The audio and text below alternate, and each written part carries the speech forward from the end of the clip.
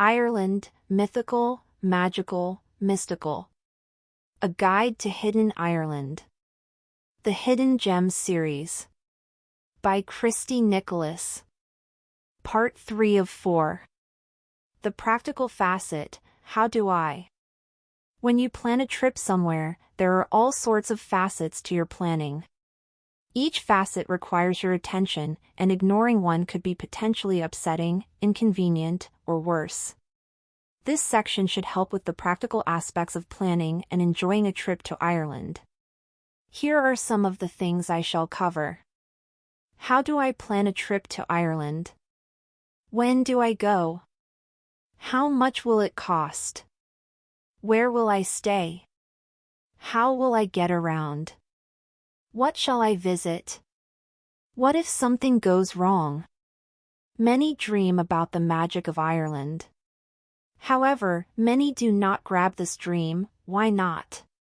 It's too expensive, you say. I could never afford a trip to Europe. Less expensive than a week at Disney World, I say. While prices change constantly, I can give an example of a trip we took. For 2 people on a 2-week Ireland vacation in summer, including airfare, rental car, B&B lodging and trip insurance, we spent about $1,600 per person. Yes, that's it. Now, this doesn't include food, petrol, gasoline, or souvenirs, of course, but it did include a wonderful vacation to a truly magical place. And keep in mind, if you go to the Northern Ireland, it may be more expensive. Northern Ireland is part of the United Kingdom and operates on the British pound sterling, which has a different exchange rate than the euro against the dollar. Also, prices change all the time, especially for airfare. In 2013, the airfare that I got for $800 in 2006 is now closer $1,000, and that's back down to $800 in 2022, but sales happen all the time. Since COVID-19, costs of many things have gone up, so everything is still in flux. Rental cars, in particular, have skyrocketed due to companies selling off excess inventory during the pandemic. So, how do you get such a deal? Well, it takes patience, research, and the ability to make decisions when you need to. I will take you through, step by step, how to get the best deal for an Ireland vacation. Decisions: who, what, where, when, how, and why. Who? WHO's going? You? Your spouse? Your children or parents? Your best friend? A huge group of 20 friends? Not recommended unless you want ulcers. This decision makes a big difference in lodging and transportation choices. I have learned, through trial and many errors, there are certain people who travel well together, and those who don't. For instance, I will no longer travel with a mixed group of friends, spouse and/or family. I have determined, in order to keep my sanity, I shall only travel with one type of companion at a time. Otherwise, I become a funnel through which all complaints about others are poured. Choose wisely to avoid problems. What to do? Are you interested in touring the whiskey distilleries? Ruined abbeys? Pubs and charming villages? Your trip doesn't have to have a theme, of course, but it is more fun if you have one, and helps you to plan when your mind is a blank.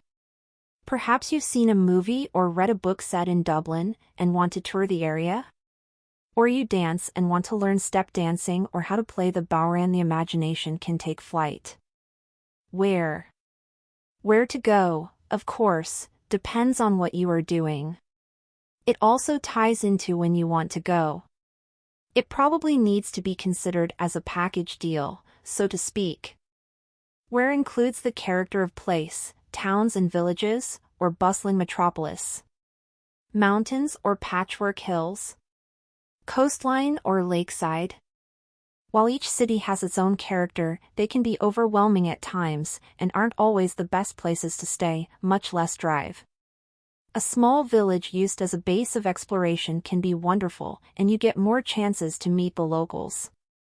More details on this decision are explored under Why below. When? When is an important consideration. While the weather is, on average, nicer in the summer and the days are longer, the trip will also be more expensive and more crowded.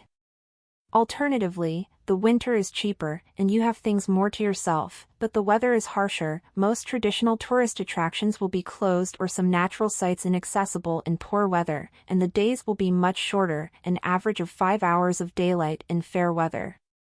It is up to you to determine your comfort zone. The peak season is June, July, and August. The shoulder seasons of April, May, September and October may offer the best of both worlds and is my preferred time for traveling. Except for right around Christmas and Easter, the winter months of November through March offer the best deal, but the highest possibility of weather difficulties. How? How are you going to get there, and how will you get around once you are there? Usually, the easiest answer to the former question is via airplane. Airfare will be a good chunk of your travel budget, but with some research and patience, you can find a decent fare. Keep in mind that some websites quote the base fare only, and then have taxes and additional fees, such as for baggage, so make sure you are comparing apples to apples when doing your research. There are several sites I go to in order to find comparable flights, such as Kayak and Ida Software. The cost is usually more expensive from smaller airports, and from farther away, such as California, as compared to East Coast departures. The latter question, of travel once you are on the ground, has more options. While my favorite, by far, is to rent your own car and wander around the green hills on your own, this is not the only option. You can travel to many of the major cities by train or go via tour bus, either an all-inclusive tour or shorter day trips. You can even rent a traveler-style wagon to see some of the more remote areas. You can also rent a boat to sightsee along Ireland's waterways. You can also hike or cycle. However, the vast majority of folks will want to get a car. Renting a car. This is probably the toughest, most confusing part about taking a trip to Ireland, and the rules change often. Do not be dismayed by the wealth of conflicting information out there. While the rules change, there are some basics which need to be covered. As I mentioned earlier, COVID-19 has made rental cars scarce and expensive. I recommend researching early, reserving early, and then keep checking to ensure you have a good deal. Most credit cards issued in the US do not cover insurance on vehicles rented in Ireland.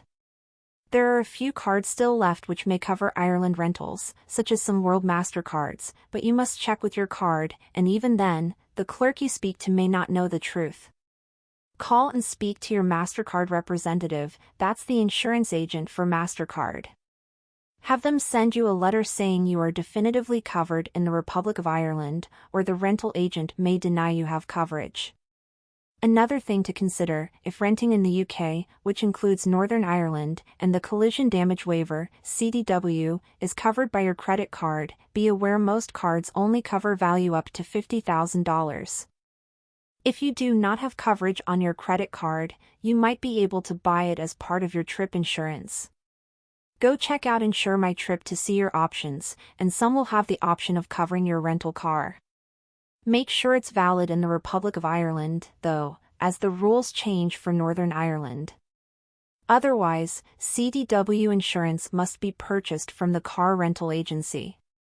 In and of itself, this is not traumatic, but it can add a large chunk of change to your total rental cost, so if you can get coverage elsewhere, it will save you money. Also, if you get coverage from someone other than the rental company, they may put either a hold on your credit card for several thousand euros, or actually charge a deposit to the card, to be refunded when you return the car in good order. While this sounds like the same thing, it is not, as many credit cards charge a 2 to 3% foreign transaction fee for any transaction. This would be charged twice for a deposit and a subsequent refund, so you would be out this fee twice. Be prepared. You also have the option of purchasing additional insurance, sometimes called Super CDW, from most rental agencies. Usually, not always, this will decrease your deductible, sometimes to zero. This added insurance usually covers optional things like side mirrors, tires, windshields, and undercarriage, which may not normally be covered. So definitely read all the fine print. My new favorite rental agency is Conn's Ireland Rentals. They are an Irish company with decades of experience and reputation behind them. They pride themselves on quoting you all costs up front, nothing hidden, no whammies when you sign. Trust me, this is a huge advantage over the other companies.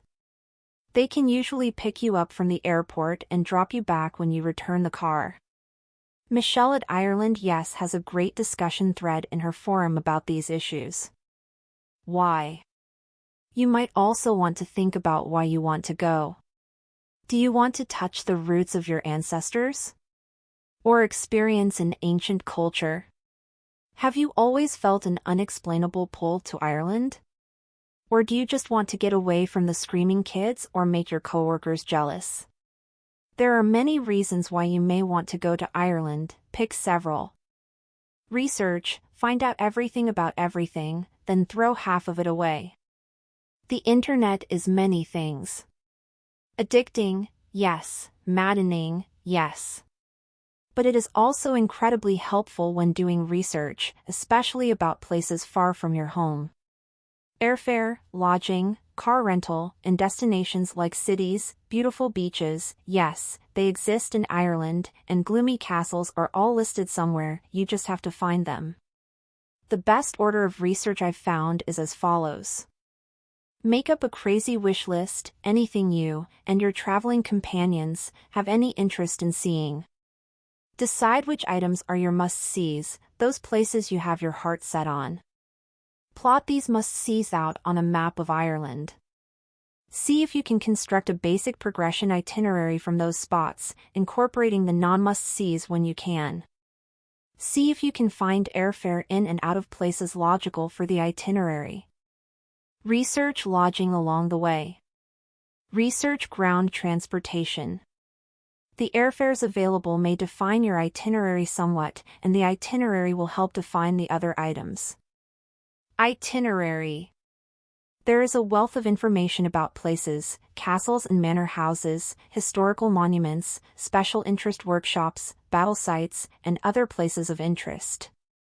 Most cities and towns, even villages, have their own website with tourist information.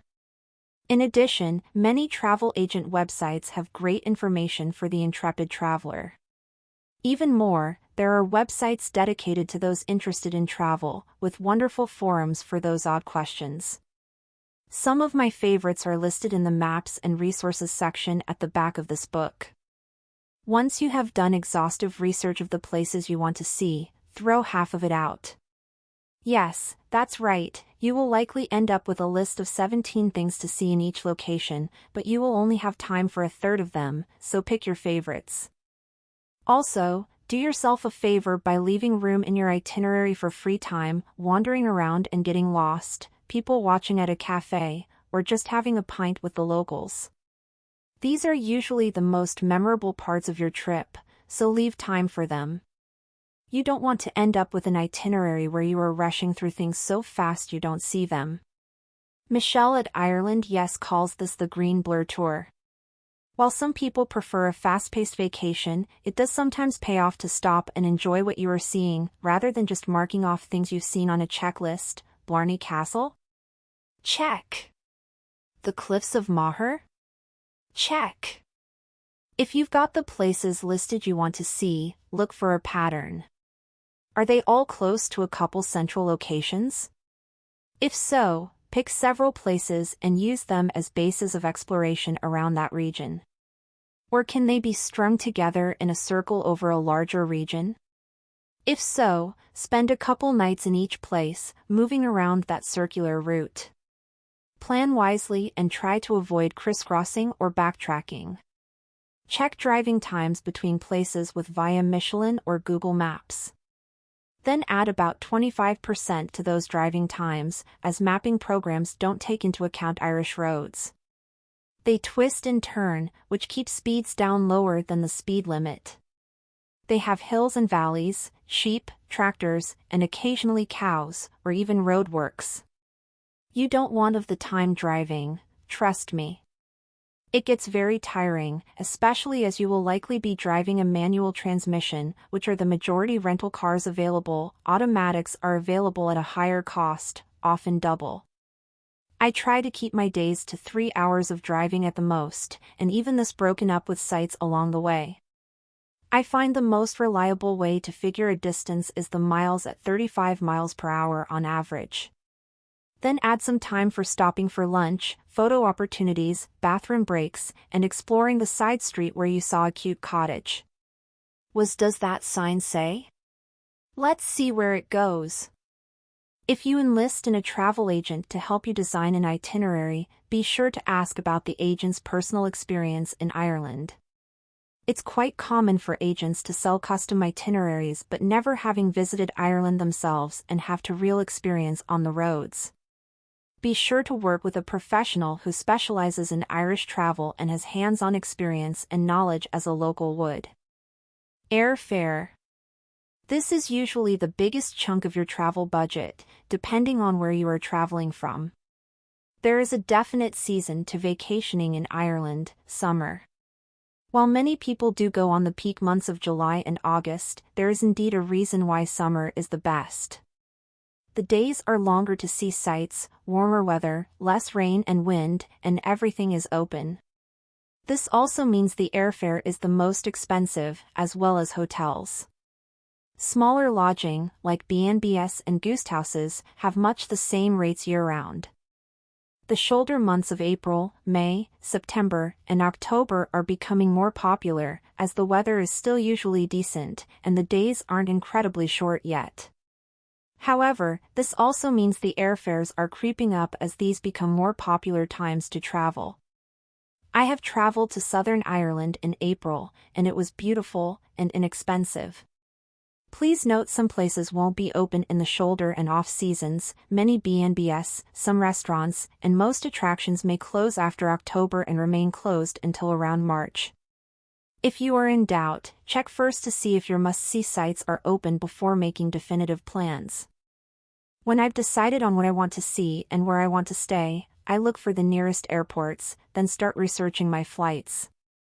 I go to dozens of websites, sometimes daily, to watch fares before buying. When I have traveled to Ireland, I found good fares on Travelocity on a one-day fare sale through Virgin Atlantic.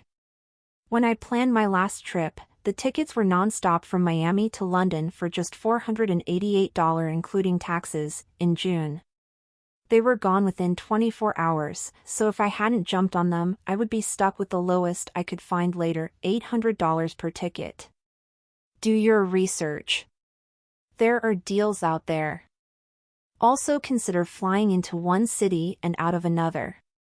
This is great for Ireland, as you can fly into Shannon, explore the West, and end up flying out of Dublin at the end of your trip. Edinburgh, London, and Glasgow are also considerations for this technique. This is called an open-jaw ticket and usually doesn't cost much more, if any, than a normal round-trip ticket. There are others, of course, but these are the ones I've used most often. Also, don't forget to check the airline websites. If you find a great fare on Expedia for Delta, Delta might have it cheaper on their own site, and it is usually better to deal directly rather than through a middleman. Some airlines, like Aer Lingus or Southwest, which isn't international but could get you to a hub like New York cheaper, may not be listed on price consolidation sites like Travelocity, Kayak, or Expedia. Check those sites on your own. I sign up for airfare alerts when I'm researching fares, so I get quick notification of sales. Airfare Watchdog is a great place to keep track of a particular fare, as the site follows fares rise and fall. You can set up email alerts for when the price rises or drops a particular amount or to a particular level. Some of the consolidation websites do this as well. Also remember, not all sites include taxes in their fare quotes. I sign up for airfare alerts when I'm researching fares, so I get quick notification of sales. When you buy your tickets, check out the cancellation policies. Usually, the cheaper the flight, the less flexible the changes allowed. Make sure you are going before you purchase non-refundable, non-change tickets. If you do have some decent reason why you might not be able to make the flight, either pay extra for flexible tickets or get travel insurance that covers flight cancellation. Some cover delays or cancellations due to medical reasons, for instance. Keep in mind they usually mean your medical reason, not a child or a parent for whom you need to stay to take care of. Lodging. Bed and breakfasts and guest houses. Once you have your airfare and itinerary, you know which nights you need lodging and where. Ireland is wonderfully full of adorable bed and breakfasts. I highly recommend this lodging choice.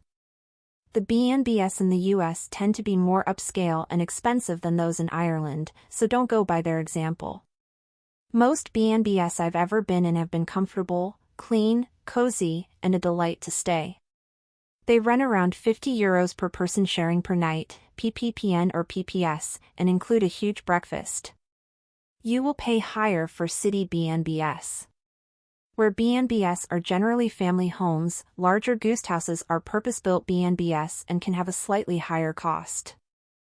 Hotels. Hotels usually charge by room rather than per person. However, they usually do not include breakfast in the deal. Hotels are usually more cookie-cutter and sterile.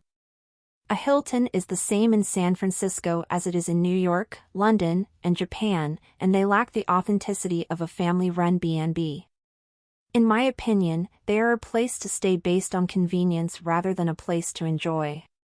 However, there are some family-run hotels in rural areas which may offer you the privacy you want while also adding something interesting to your overall visit to Ireland, such as the Merriman Hotel in the One Smugglers Village of Kinvara in County Galway. This hotel boasts the largest single thatch building in all of Ireland. You can also find castle hotels around the country, such as Dromoland Castle or Ashford Castle.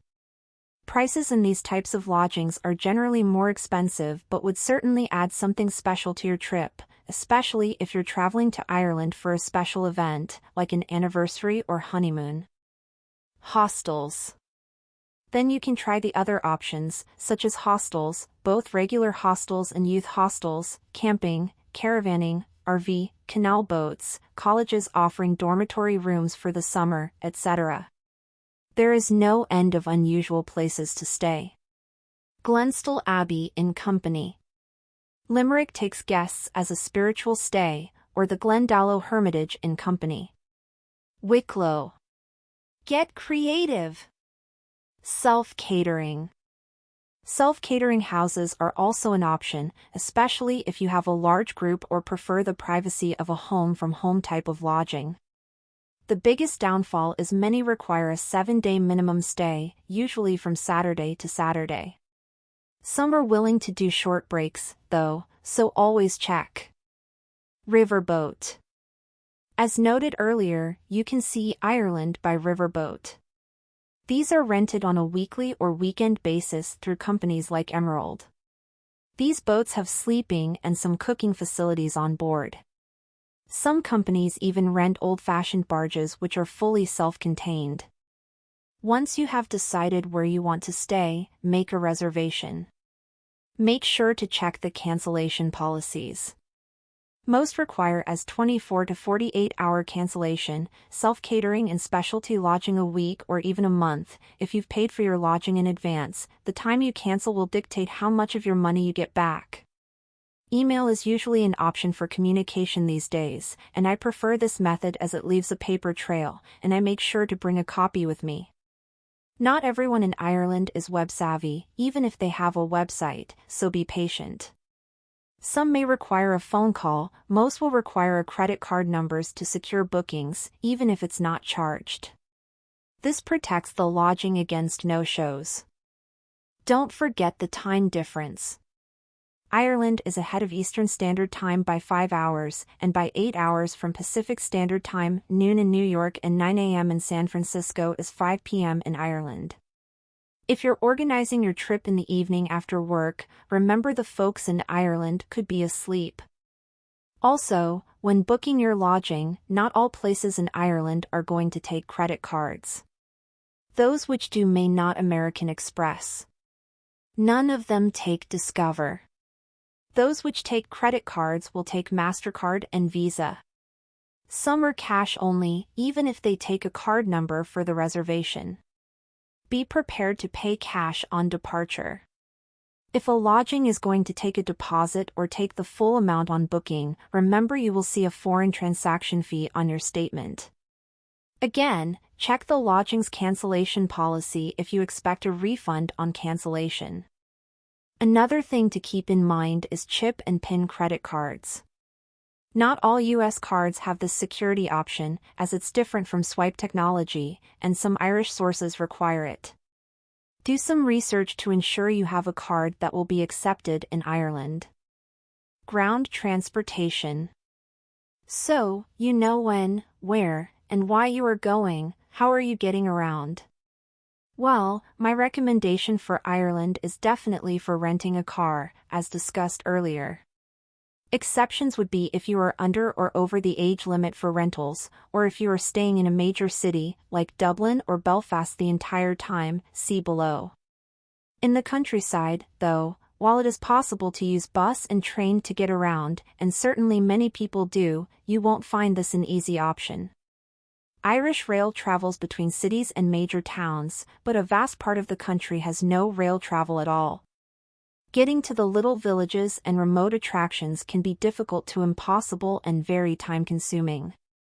If you are in an organized bus tour, you are obliged to stick to that itinerary, so you can't make a detour on a whim to go find a hidden castle when you see a sign.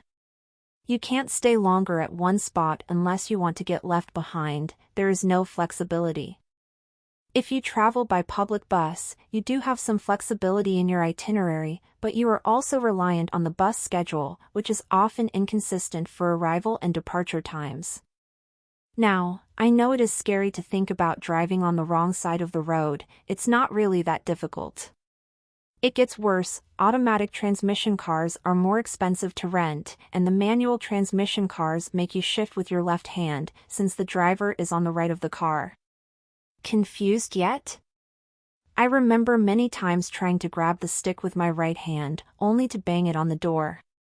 However, it's not so bad, you get used to it very quickly.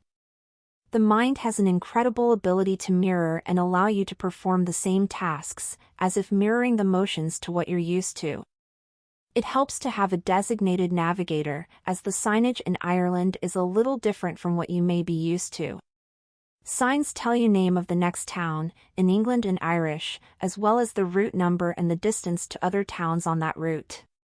This means you should know the major towns on the way to where you are going, or even the ones just beyond your destination. While national signs are in both English and Irish, if you are in a region known as the Gaeltacht Irish-speaking region, the signs will be in both Irish and English. The latter might be printed smaller, though, so learn the local name of the places. Most folks have map apps on their smartphones. If you don't, or if you don't have a data plan that you can use abroad, a GPS can still be very helpful, and not only does it help you find places, if you have a good address for the place, not always a given, especially in rural areas. It can definitely help you find your way back to your B&B if you deliberately get lost during the day, just for the fun of it. Most car rental companies offer them now, some of them even give them for free. Big cities in Ireland don't require a car to get around. In fact, having a car is a liability in Dublin. It is difficult to get around with the heavy traffic, find parking is challenging unless you know where the few multi-story car parks are, and it can be expensive both on the street and in the multi-story. Also, Dublin has a decent public transportation system, though, and the city is quite walkable.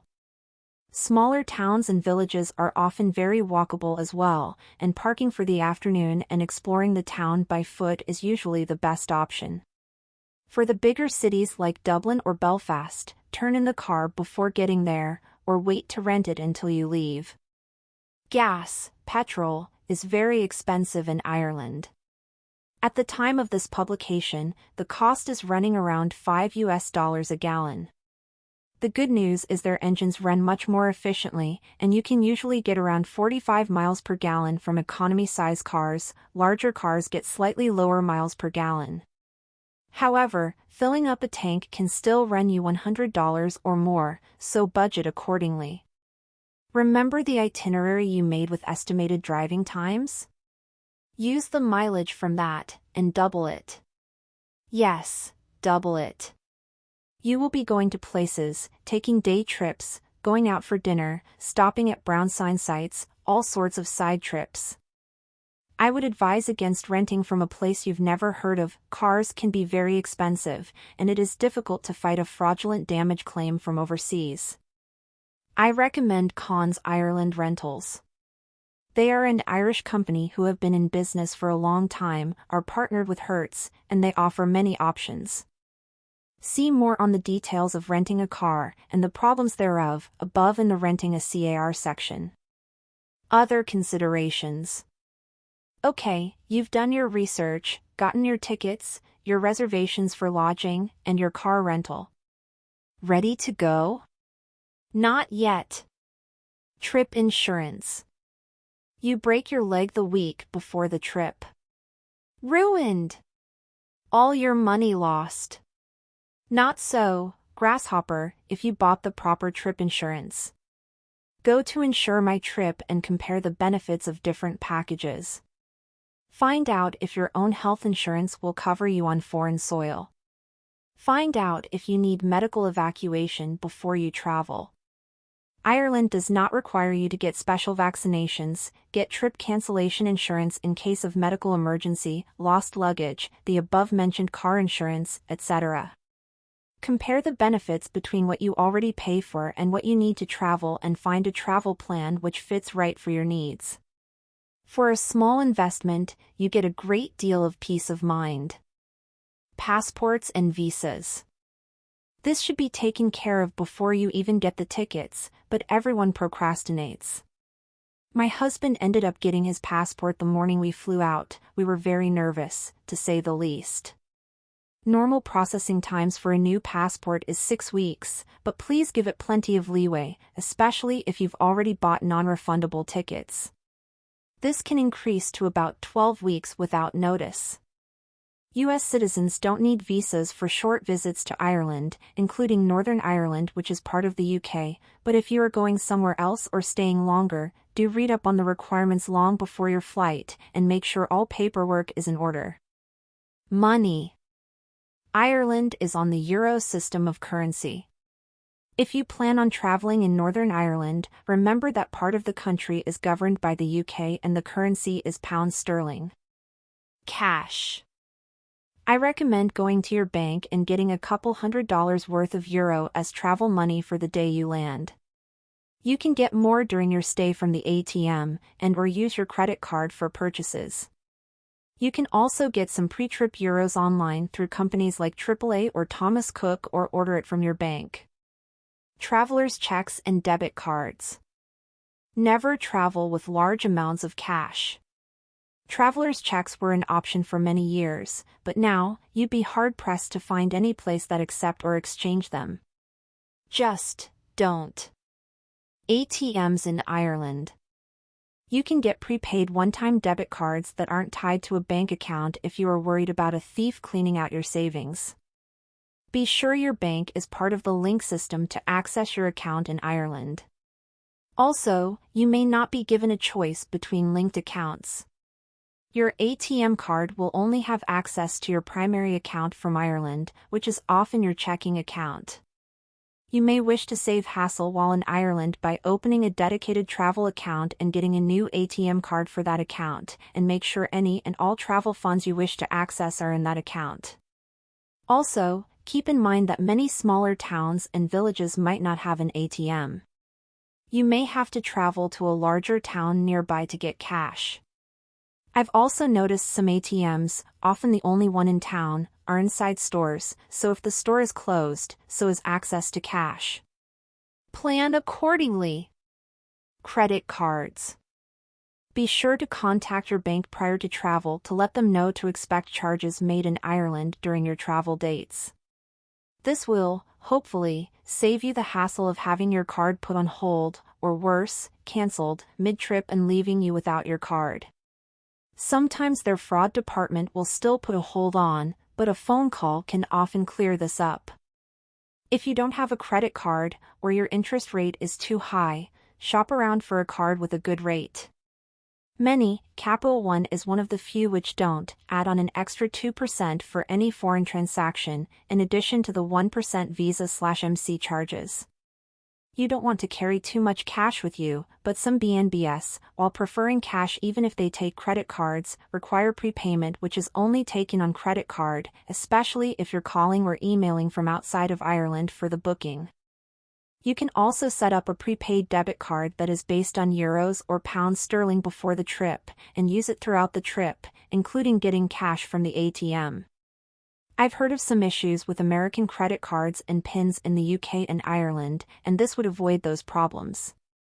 I had one on my last trip just in case, and while it wasn't required a lot, it did help in a couple cases where a chip and PIN card was required. Packing. Sure, you've packed dozens of times for vacations. What's the big deal? Well, the flight carry-on restrictions, for one. Transatlantic flights, well, all flights, have lots of rules, and it behooves you to know them before you are waiting in the security line for your flight. Carry-on, most airlines have their carry-on rules on their websites. Some have weight as well as size restrictions, and the liquid restrictions need to be obeyed. Check before you go.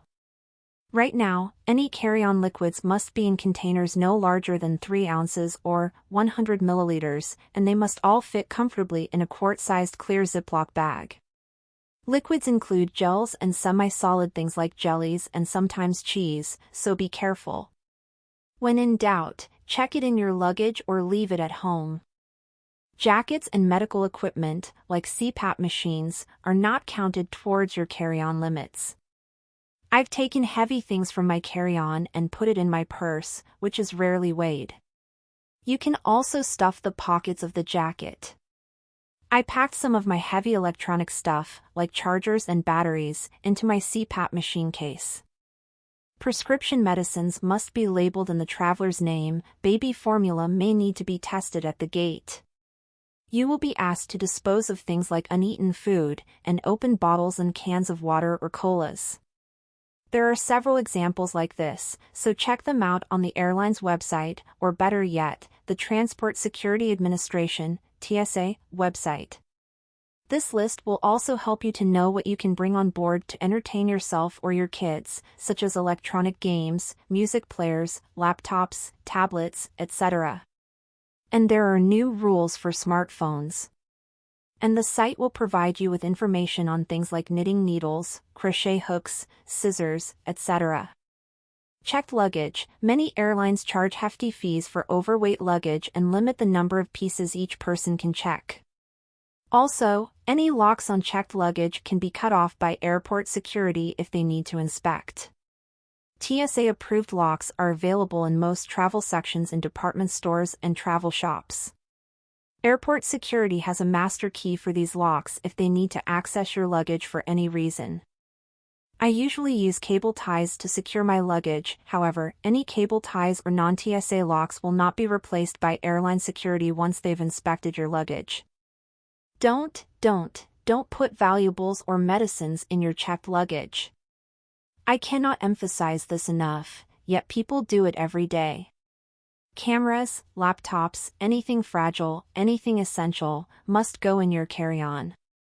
Of course, this makes your carry-on heavy, so some decision-making is sometimes necessary, as there are strict weight limits for carry-ons. I usually put 1 day's worth of clean clothes in my carry-on, in case the checked luggage is delayed or lost. If you have something really valuable, consider leaving it at home. Do you really need the diamond stud earrings on the trip, or will the cubic zirconia work? My last trip to Ireland, I did carry on only for a 16-day trip. I've had the airlines lose my luggage too many times in the past. My trip to Scotland in 2008 resulted in me not getting my bag for 5 days. Bring a soft-sided carry-on or luggage, as it will likely expand with the things you buy on your trip. Some are expandable with zippered sides. Or just bring an extra duffel bag to check on the way back. Jet lag. The bane of travelers. Many people suffer from jet lag when they travel across time zones. If you are in the eastern US, you will be 5 hours ahead in Scotland. If you are from the western US, that increased to 8 hours. While everyone's body reacts differently, here are some tips that I've followed or heard in the past that might help. Hydrate. Drink plenty of water during your flights. This helps keep your body functioning normally and reduces travel stress. Drinking alcohol can make the problem worse, so go easy on the cocktails, as they can dehydrate you. Sleep. If you can sleep on the overnight trip, do so. Even if it is only a couple of hours, this will help. I usually use earplugs and eye shades to block noise and light. I try not to sleep very much the night before the flight, so I sleep better on the plane. Your mileage may vary. Routine. I tend to go to bed an hour earlier for each of the 3 days before my trip. For instance, if I normally go to bed at 10 p.m., I will go at 9 p.m. 3 days before my flight, 8 p.m. 2 days before, 7 p.m. the night before, waking earlier each morning until the day of departure. That way, your body is a little more acclimatized to your new schedule, resulting in a smaller jolt once you arrive. Activity. When you do wake up, make sure to try to get some sunshine first thing. This wakes up your body and lets your circadian rhythm settle in.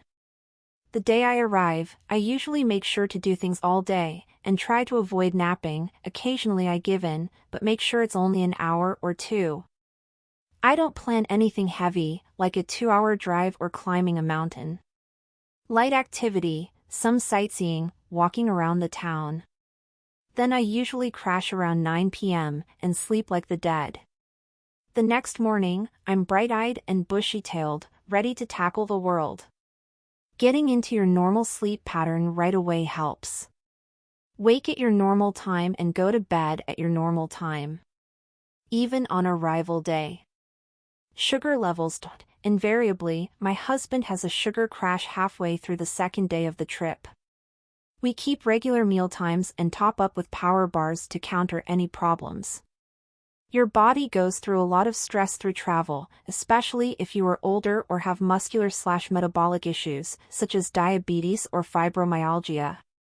Plan accordingly and make sure you have supplies on hand to combat them. Ready to go? Don't forget the smile. Don't forget to pack the most important thing for any trip, a great attitude. This small item can make the worst disaster into a hilarious story and get you through a difficult situation with authorities and can take the biggest lemon and make lemonade out of it. After all, how can it be terrible? You're in Ireland. A trip to Ireland will be full of wonderful memories, historic experiences, and meeting wonderful folks. Whether you get addicted like I have or are happy with going once and treasuring the memory forever, you will have an exquisite time. The frugal facet, budgets, discounts, and deals. When you are planning a trip anywhere, one of the first things you do is look at your budget for the trip. Sometimes this can be intimidating, and you are left trying to figure out how to get the most out of your limited funds and resources. This section is designed to help you find ways to stretch those resources and get the best vacation your money can buy. A lot of this will depend on when you go and how long you are going to stay. A week in January is going to be much less expensive than a week in August. Airfare will be higher during the peak season of July and August, a bit lower on the shoulder season, May, June, September, October, and lowest during the winter months, except around Christmas and Easter. While it doesn't vary as much, or as capriciously, upper-end lodgings will also vary based on season. Some may even be closed during the winter months, so be warned and plan ahead. The most important aspect of finding the best deal is research. You must spend some time to find the deals, and know enough to realize it's a good deal, and then buy it. This applies to airfare, car rental, lodging, entrance fees, train tickets, whatever you are looking for. What is a good deal? Like anything, it depends on what you're willing to pay versus how much you really want to see Ireland. But I can give you some guidelines via my past experiences. Planning. One of the best things to do would be to visit Michelle Erdvig's website, Ireland Yes. She writes a wonderful guide to Ireland, has traveled to the island more than 50 times, and updates the book every year. When you buy the book, you also get a package of coupons you can use on your trip, such as 2-for-1 admissions, and the like, very useful. Another tactic is to purchase an Irish Heritage Card, which allows you to get free admission to a vast list of historic properties, from medieval forts to manor houses, and so much in between. If you plan on visiting more than 5 of these sites on your trip, look at their list of properties to make sure if you are planning on going to those covered. Not all historic properties are covered, so do some research. If you are spending more than a day or two in Dublin, you may also want to look into a Dublin Pass, a similar deal for the local attractions. Speaking of Dublin, I find a great way to get a good overview of the city, and to travel around the city, is to get tickets for the hop-on, hop-off, ho-ho bus which winds through the streets, stopping at various attractions and offering commentary. A good way to find them is to look for the open-top buses. The closed ones are usually for local city travel, not tourists. Also, I recommend the live commentary buses, as the canned ones tend to be less lively and lack humor. Each time I've gone, I manage to get a host who sings for us, not necessarily very well, but with great enthusiasm. You do not need to pre-book these tours. Just show up at one of the stops, which are signposted around the city, map available at the link above. Your ticket is good for 24 hours, so if you get on the bus at 1 p.m., the last tour out is a pickup tour at 5 p.m., you can get back on the bus first thing in the morning for free and continue sightseeing until 1 p.m., though they may allow you the rest of the day if you get a nice driver. I prefer the Dublin City bus tour as their guides are usually Irish, which adds to the experience. I have done the ho-ho bus in many major cities, including London, Edinburgh, Dublin, New York City, and Washington, D.C., and always find it to be entertaining and useful. Airfare. Usually, direct flights are less expensive, but that isn't always the case. Sometimes flying into or from a major hub, such as Newark or London, can help keep the costs down. Sometimes it's the only viable options. For instance, there are no direct flights from my closest airport to Ireland. I always have to fly to a larger airport that handles jets. I often fly open jaw, meaning I fly into one city, like Dublin or Belfast, and fly out of another, such as Shannon. This sometimes adds a little to the cost, but not always. I tend to fly in the shoulder season, such as April or May. My tickets are usually for a Friday departure and a Sunday return. The cost of flights fluctuates daily, so I check it often. This way, I know when a deal happens, and I grab it. I use several tools for this. Google Flights is a great one which allows you to track the cost of specific flights. I also sign up for email alerts from the airlines I might use. If you get notification of a great sale, and you know you are going, jump on it right away. That deal may be sold out in an hour. If you are a student or a veteran, there are websites, such as Student Universe, STA Travel, or Veterans Advantage which can help you with better airfare. Having enough frequent flyer miles with a particular airline, many credit cards allow you to accumulate these, can also either defray or replace the costs of a flight overseas. However, keep in mind many have blackout periods, and sometimes seats are more difficult to get if you are using miles to obtain them. Some airlines allow you to apply your miles to a portion of the cost, reducing the total, no matter what the seat or flight. Transportation. Renting a car is, by far, my highest recommended mode of transportation when traveling in the Emerald Isle. However simple this may sound, though, it is fraught with peril and complexity, hidden charges and downright fraud. Please see my renting a Éire advice in the previous section for lots of details on how to avoid, or at least minimize, them. Another option is train travel. In Northern Ireland, a Brit rail pass may be helpful. However, Ireland's trains aren't quite as all-encompassing as those in the UK. Irish Rail travels between many Irish cities, with the network starting in and often including Dublin City. From Dublin, you can journey to such places as Belfast in the north, then connect on British Rail to other destinations in Northern Ireland, such as Derry City. Within the Republic, there are hourly departures from Heuston Station in Dublin City for Cork City. Other journeys include Limerick City, Sligo, Westport, Galway, Killarney, Tralee, Waterford, and many stops in between. However, once you get to those hubs, you must find another way to travel around the enchanting countryside. There are actually several options. You could rent a car, a caravan, hike, find a private tour, or a larger bus tour for the area, or even rely on Bus Éire, Irish bus, for journeys where the train doesn't travel. It is all up to your style of travel, your budget, desires, and sometimes your physical limitations. Unfortunately, gasoline, gas in Ireland is natural gas, known in Ireland as petrol, is not cheap. It is quite expensive, averaging around $5 a gallon in 2055. But never fear. Most cars you rent have much better gas mileage than the gas guzzlers in the US. Diesel fuel is even more expensive, averaging $8 per gallon. Budget ahead of time so you aren't caught surprised. Lodging. While I'm in Ireland, I greatly prefer staying at bed and breakfasts as my lodging choice. However, sometimes hotels are a better choice, such as the night before flying out of the airport, or in Dublin City, where B&Bs aren't available. B&Bs average $40 per person sharing per night and include the famous traditional full Irish breakfast. Specialty B&Bs, historic houses, castle B&Bs, etc., are usually a bit more expensive.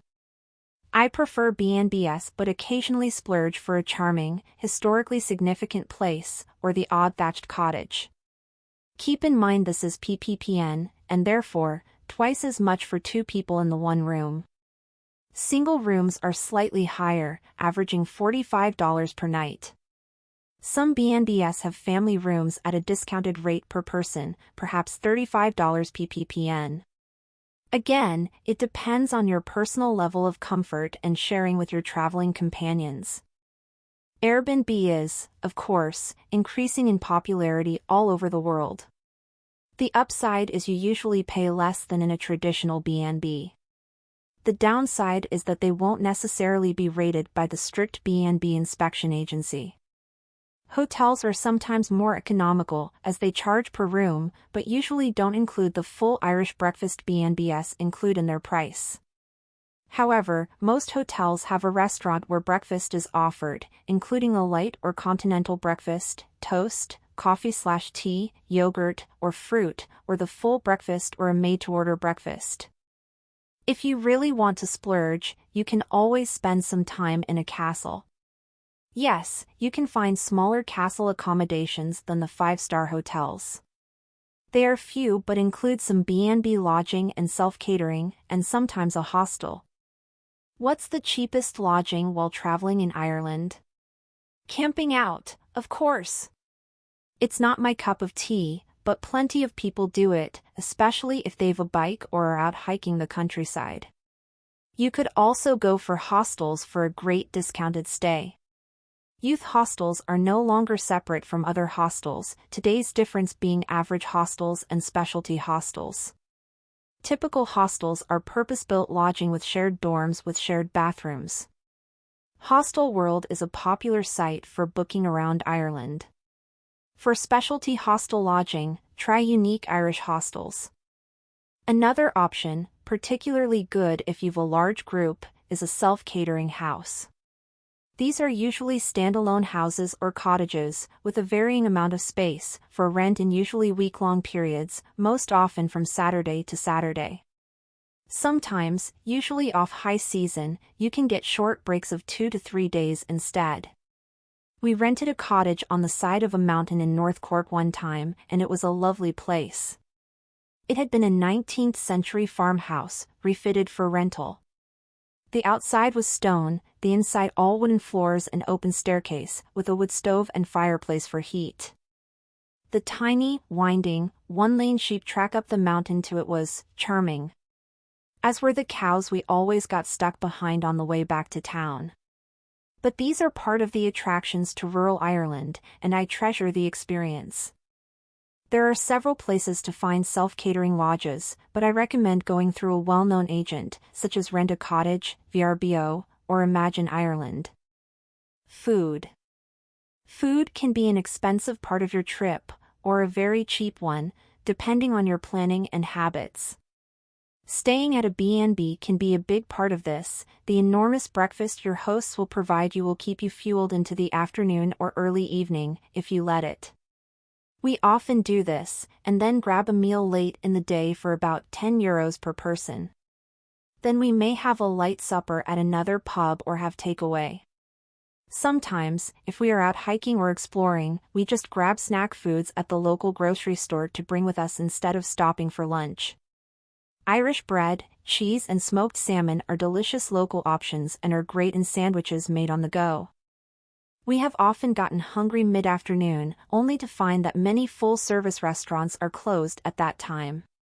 They typically close after 3 p.m. and don't reopen until 4 or 5 p.m. for dinner, so plan accordingly. Some pubs will still serve food during that time, and takeaways are often open as well. Late-night dining, after 8 p.m., has a similar problem, with the same solutions. I remember one night, directly after our arrival in Ireland. We napped a couple hours and woke at 8 p.m., starving. We had to go to 3 different villages before we found a place that was open and serving food that late. If you are staying at a self-catering house, you will have a kitchen where you can prepare meals at home rather than paying for expensive meals at restaurants. Granted, you are then not offered your full Irish breakfast from the B&B, but sometimes all you want is a bowl of cereal or some toast when you wake up. Some privately owned self-catering house owners will supply, at no extra cost, fresh eggs for your fridge, especially if they have their own chickens, or even the makings for a full Irish breakfast for the length of your stay. Drink. Pints are larger in Ireland than in the UK, so drink carefully.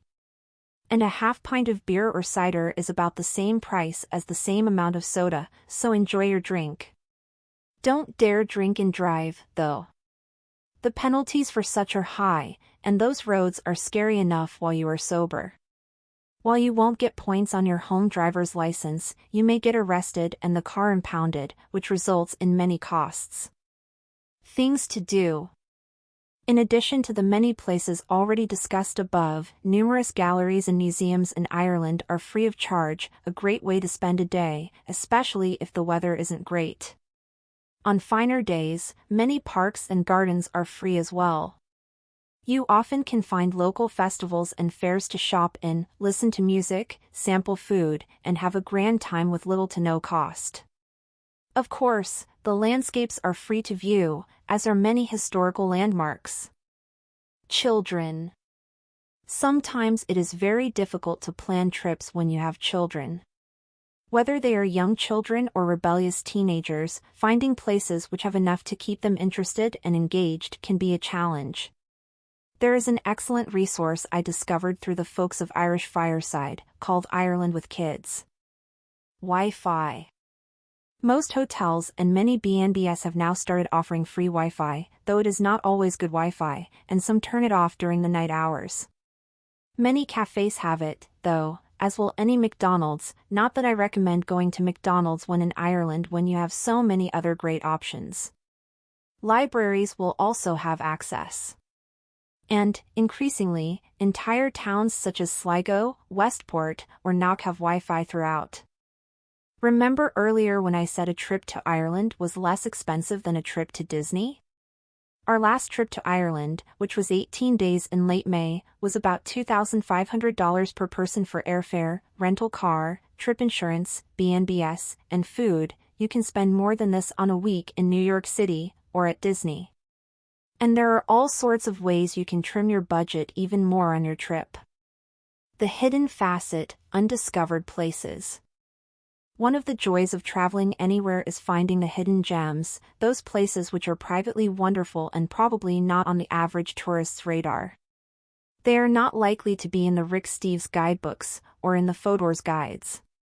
They are often found by asking a local, or another traveler, or just getting lost, deliberately or by accident, and coming across a place of wonder. There are a few big tourist places thrown in, because I believe that, despite them being tourist traps, they are truly worth all the hype and should be seen. The places I have found below are listed by the county in which they are located. For a map, see the end of the book in Maps and Resources. I've tried to add the official websites of each place where they exist, or if none are available, a site which includes good data on the place. Much of my information is supplemented by Ireland Travel Kit, a fantastic resource compiled by a dedicated team of Irish travel experts and enthusiasts. This is not, by far, a comprehensive list, but just a mere taste of the list they are constantly updating. I give a special thanks to the Ireland Travel Kit contributors for giving us permission to include sites in this book. County Antrim. Carrick Rope Bridge. This is usually listed on the normal list of tourist places, but I wanted to include it anyhow. One reason is many people might give this a miss if they think it's just a little rope bridge on the coast. It is so much more. It is some of the most spectacular coastal scenery I've seen. It is a lovely, long walk to the bridge itself, which was almost a letdown for me after the sights along the way. Go past the bridge and climb the hill a little for even more lovely views of the coast. This bridge was originally built to allow fishermen access to the island for their seasonal fishing. Cushendall Cliff Path. This was a little difficult for us to find from the main town, but if you drive down the road the grocery store is on, you will find an entrance to Lade Church. Past the church and graveyard, you can find the coastal trail. It is well worth searching out, even on a misty, wet day, as the views of the surrounding coast are stunning. There is a cliff path car park, but we only found this at the end of our wanderings, so I guess we did the path backwards. Part of the path is dug from the hillside, part of it has wooden walks and bridges.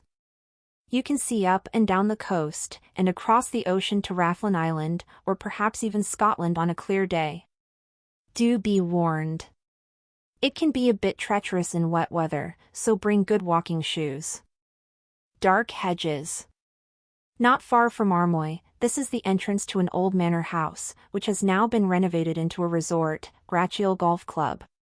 The 2-centuries-old entrance is lined with sensuously serpentine beech trees, forming a spooky canopy over the road, and offering a great deal of atmosphere and mystery. It is well worth a stop for a photo opportunity. It is reputed to be haunted by the Grey Lady. Glenariff Forest. The Glens of Antrim is the last of Ireland's glacier valleys and today holds many delights and wonders. One of these is the Glenariff Forest, filled with primeval, mossy forests, gushing waterfalls, and sylvan splendor. There are several walks for several levels of difficulty and length. We walked about 3 miles through the area and encountered about a dozen waterfalls, ranging from powerful cascades to delicate trickles. There is an area with pavilions and barbecue facilities along one trail for a nice picnic rest. We went when it was a soft, rainy, drizzly day, which just made the forest aroma stronger and the waterfalls faster. If you aren't much up for adventure, there is a large waterfall right near the entrance, with an observation deck. But please, wander in and be adventurous, it's worth it. Lade Church. Lade Church is a small, ruined church near Cushendall. It has a delightful high cross and a keyhole cross, old and worn, as well as several other monuments and graves on a steep hill next to the sea. It's a little difficult to find. In Cushendall, turn off the main road and pass the grocery store and the small park. There's a fork in the road, with a little sign, take the left fork. You can park in a small gravel lot and walk to the church. Narrowest house in Belfast, this small house on Great Victoria Street measures only 8 feet wide. It was once a home for the church's caretaker, but doesn't have a door into the church, so qualifies as its own structure. County Armagh. Ballamacdermott Court Tomb. Not far from Éire, this 3-chambered court tomb can be dated between 4000 and 2500 BCE. It is set in a beautiful vista, offering views of the Mourne, Cooley, and Slieve Gillian mountain ranges. It was originally thought to be a Viking construction, due to some Victorian poets romanticizing the Viking invasions, conflating the terms Danann, as in Tuatha De Danann, and Danes. Evan Macha or Navan Fort, located just east of Armagh City, this is an ancient monument which, according to Celtic mythology, was a great royal site of pagan ritual. It was founded by the goddess Macha and was used as the capital of the ancient province of Ulster.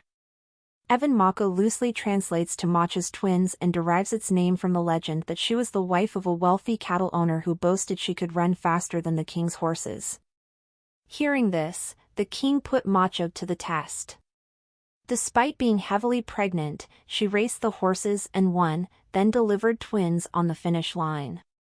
It was traditionally home to the warriors of the Red Branch. There is a visitor center and interactive folk park. Moray Castle. This square, ruined castle tower was built in 1601 by Lord Mountjoy and stands 3 stories tall. It was built as a defense to the mountain gap known as the Gap of the North and has unusual, rounded corners.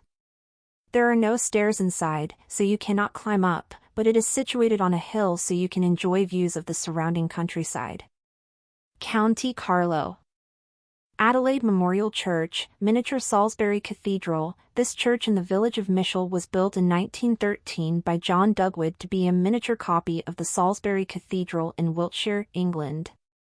It was built in memory of his daughter Constance, who was killed in a hunting accident, and her mother. In the graveyard, there is a boulogne, bowl, stone, believed to imbue healing properties to rainwater collected within it. Rancho Riley.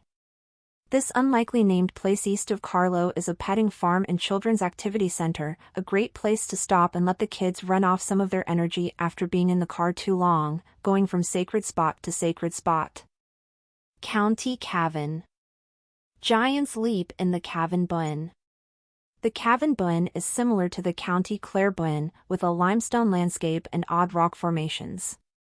Within the Cavan Buin, there is a wedge tomb called Giant's Leap hidden among the trees, with 5 large lintel stones still in place. There are some ring marks on the stones, and are Bronze Age, probably dating to about 4,000 years ago. There are 2 chambers, built with large sandstone blocks. According to legend, 2 giants, Luff and Lag, both had the same lady love. To impress her, they jumped over a wide chasm, but Lag tried to do it backwards, and fell to his death. The tomb is next to that chasm. County Clare. Buin Perfumery. As you explore the karstic wonderland that is the Buin, take some time to stop at the Buin Perfumery. It is due east of Cahercanal, and not far from the village of Fahey. It is a lonely, dirt road leading to it, do not be discouraged. It is a hidden gem of sense and delight. Within the complex, you can see how the products are made from local flora, a short film on the area, and see into the actual workshops. You can have a light meal at the cafe and relax in the shady courtyard. It reminds me of a charming villa in the French countryside, really. Buin Smokehouse. Listune, Listune, Listune, Listune Varna. Every time I visit this area, this song is stuck in my head, the Christy Moore version, of course. Listune Varna is a lovely Victorian-era spa town, northeast of Doolin in County Clare. On the main road through town, the Buin Smokehouse is a marvelous place. It is full of local products, from their famous smoked salmon and mackerel, as well as poitin, Irish moonshine, mead, cheeses, teas, seaweed products, jellies, and of course, the usual course of gifts and souvenirs. I was lucky enough to come across some storytelling CDs my first trip there, from a local man whose daughter had published his recordings. What a treasure! His name was Paddy Hines, and he was a true bard. This is a fantastic place to load up on some breakfast and snack foods, make a picnic, and support the local community. Corcomroe Abbey. We stopped by this abbey on our way out of Ballyvaughan. The early morning light and mists made this place lonelier and more mystical than I had expected. It is situated on the edge of the Boyne, and the ruined arches and graves were definitely a bit eerie. It is mossy and overgrown, great for exploring. Craiganoan, the living past. If you like folk parks, you'll love this one. It sets up a prehistoric site on 50 acres of wooded grounds, with recreated homes and artifacts such as crannies, thatch huts, stone circles, etc. Tim Severin's Brendan boat is housed here. And there is an area with some rare Irish animal breeds that were coming in the prehistoric era in Ireland. A crannig is a house built on a man-made island in a lake, very defensible from invaders, with a single causeway entrance. Dysart Castle and High Cross. Dysart is a simple tower castle hidden away in the rolling hills of County Clare, and worth a search. Built between 1470 to 1480 by Diarmaid Odie, Lord of the Cineal Firmaic, this castle played an integral part in the Battle of Dysart and the push to keep the Anglo-Normans from the region. The keep itself is open for touring, and the story of the family history is interesting. The keep is back in the hands of an O'Day ancestor who bought it in 1968 and fully restored it. On the grounds you can find old cannon and other memorabilia. On the wider property of several acres, you will find 25 historical monuments and artifacts, including 2 stone forts, a Fialactfiad ancient cooking site, the church ruin with the famous Romanesque doorway, ruined round tower, and of course, the high crosses. If you go back down the little road from the castle, and turn right, there is a stile, ladder/bridge, over the gate. Go carefully over this, and into the field, where you will find the lovely St. Tola's High Cross on a wide field, and many sheep to enjoy the place alongside. Father Ted's house. Many people are fans of the Irish comedy Father Ted, and if you would like a pilgrimage to the house where it was filmed, you can travel to Glenquin, near Kilnaboy. This large parochial house was supposedly on the fictional Craggy Island, though it was fashioned after Innismore. As this house is a private family home, it's not signposted and is not open for tours. Fans still enjoy seeing the house. To find it, in the center of Kilnaboy village, look for the sign for Kilnaboy National School and the road sign L1112. This is a narrow country road into the hills. Turn north and drive for about 5 or 6 miles, about 10 minutes. When the road forks, stay left and continue driving. The house is a grey Georgian country house and will be on the left. Parknabinia Wedge Tomb. Not far from the town of Kilnaboy, the area at Parknabinia has some 10 wedge tombs spread across the top of the hill. The area is easily accessible from the road. Watch for the monument sign. You will need to make a small walk from the levee onto the hill. The view from the tomb is commanding, so take some time to explore all around the site. You are very likely to have it all to yourself as, unlike the nearby Polnabrone Dolmen, you won't find busloads of tourists here. The tomb looks like it has hair, grass is growing on the large, flat capstone. Quin Abbey. Quin Abbey is impressive, yet still charming and intimate. Originally a timber church, it was raised by Richard Strongbow de Clare in 1278, and a stone keep with bound walls and round guard towers was built in its place. In 1350, a church was built around the keep, making this site unique in Ireland. In 1433, Franciscan monks moved in and occupied the site until the dissolution of the monasteries in the mid-16th century. Quinn Abbey is only about 9 miles from Ennis, and definitely worth a side trip to visit. I greatly enjoyed exploring this ruin and the surrounding grounds. It was filled with soaring arches and dancing shadows from the late afternoon sun. County Cork. Éire. This site is rather difficult to get to, making it a very hidden gem. About 3 kilometers from the town of Rathmore in North County Cork, you will see the sign for Éire. Drive up this road to the crossroads and you will see a sign for the city points you up a very narrow path to the site, which you are advised to walk to. The Irish Cromlech Cathair Crobe Dirge translates to the Fort of the Red Claw. It has been a site of pagan worship since ancient times, as it was sacred to Dana, mother of the gods, and thought to be one of the first places of settlement in Ireland. There is a holy well, and a once large stone circle and beehive huts. Today, the city still attracts worshippers who come to pray for healthy herds and bountiful crops. Balacrovain Agam Stone. Balacrovain Agam Stone is impressive, rising 17 feet up out of a hill on the edge of the Ring of Éire. It has, carved along one side, Agam marked into it. Agam is the ancient Celtic language, largely used for ceremonial purposes, and the only known written language of the pre-Roman Celts. We came across it by accident, thanks to a lovely little brown sign and a curiosity not deterred by the fact we had to go up some farmer's driveway, through his gate, and into what was essentially his backyard to find it. But find it we did, and it was suitably impressive. Blackrock Castle Observatory. Built into a former guard tower on the harbor in Cork City, the observatory is a wonderful place to visit. During the day, the museum is open to visitors, as is the on-site cafe. Tours of the famous dungeons are given on the weekends. Fancy a look at the stars from Ireland's shore? Stop by this place on First Fridays, the first Friday of every month, for a free and fun night gazing into the heavens. Darrianadagart Stone Circle. Located near Castletownbere, this recumbent stone circle is located on a farm up and out of the way winding and twisty one-lane road.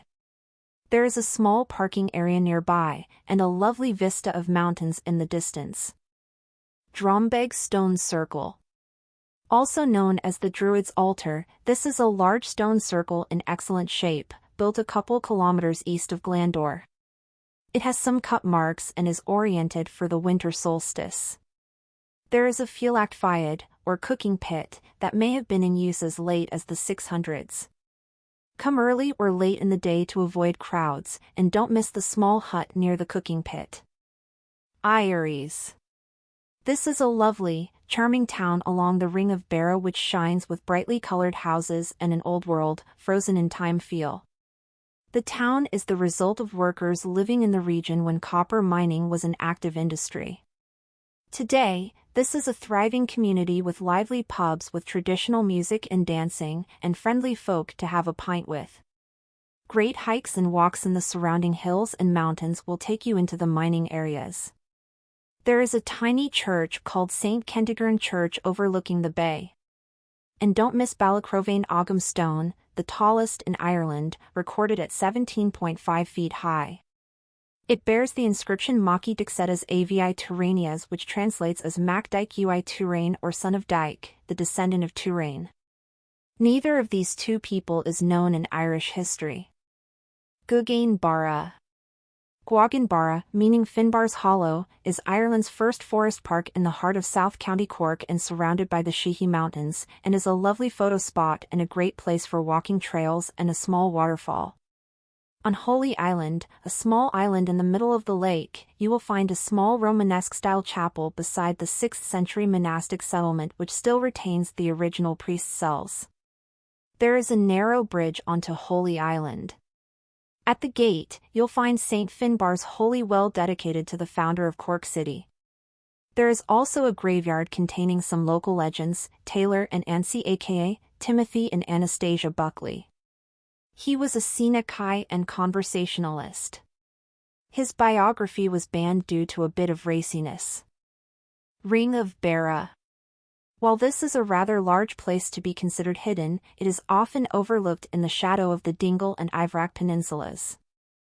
The Barra Peninsula is considered the jewel in Ireland's crown. The roads are a little too narrow for the tour buses, which means the crowds are smaller, but the tourist amenities are fewer, as well. It will take a good day to explore the peninsula, but even a misty day is spectacular. Rocky areas full of shale from old mines which make the region look like a moonscape are interspersed with charming, bright-painted towns strung along like rainbow pearls. Drive slowly and carefully, and enjoy things like Healy Pass, Deci Island and Cable Car, and other areas to get out and explore. St. Gobnate's Well. Known as Gobnate of the Bees, this well and house in Ballyvorney is dedicated to St. Gobnate, a 6th-century saint who may have been associated with a legend which tells how she was known to set bees on invaders to the village. In the 1950s, a tall stone statue was erected to her honor near her settlement. There is a set of holy stations you can see, a Sheelanagig, portal stones and a holy well.